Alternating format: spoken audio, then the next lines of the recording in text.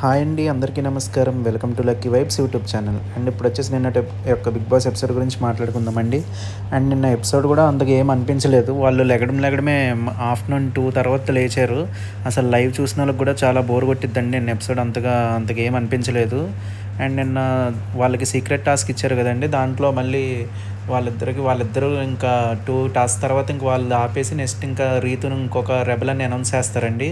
అక్కడితోటి దివ్య and Suman Shetty వాళ్ళది ఇంకా అయిపోతుంది రెబల్ అనేది. అండ్ రీతుకి వచ్చి కూడా ఒక 2 టాస్క్స్ ఇస్తారు. బట్ తను ఒక టాస్క్ చేసిద్ది అండ్ ఇంకో టాస్క్ చేయదు.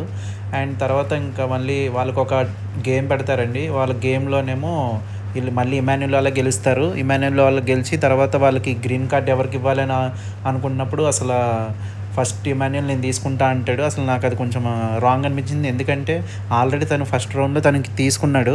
అండ్ ఈ రౌండ్ గౌరవ్ అండ్ రాముకి ఇస్తే బాగుండు అనిపించింది. బట్ తను తీసుకుంటా అన్నాడు. గౌరవ్ బాగా గట్టిగా అడిగాడండి, ఎందుకు నాకు ఇవ్వరు, మీరు తనుజ ఇద్దరు తీసుకున్నారు కదా, నాకు ఎందుకు ఇవ్వలేదని అని చాలా గట్టిగా అడిగాడు. బట్ రాము అయితే అసలు ప్రతి దానికి గివప్ ఇస్తున్నాడండి.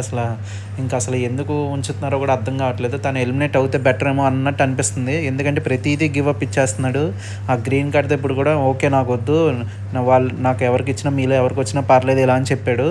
దాంతో ఇంకా గౌరవ్కే ఇచ్చారు. అండ్ ఆ నెక్స్ట్ టాస్క్ పెట్టారు. దాంట్లో ఇమాన్యుల్ వాళ్ళు గెలిచేతో ఇంకా అతనికి ఇచ్చారు. ఆ తర్వాత ఏంటంటే నెక్స్ట్ రోజు మళ్ళీ ఎవరైతే మీరు రెబల్ అనుకుంటున్నారో గెస్ చేయమంటే అందరూ ఎక్కువ పర్సెంట్ గౌరవ్ అని అన్నారు. దాంతో గౌరవ్ కూడా ఆ టాస్క్ నుంచి ఎలిమినేట్ అయిపోయారండి.